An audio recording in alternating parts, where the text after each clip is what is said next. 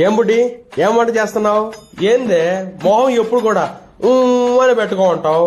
చూడు చూడు ఈ ఇలా నవ్వు ఎలా ఈ చూడు ఇప్పుడు మహాలక్ష్మి కళ ఉట్టి పడుతుంది. అది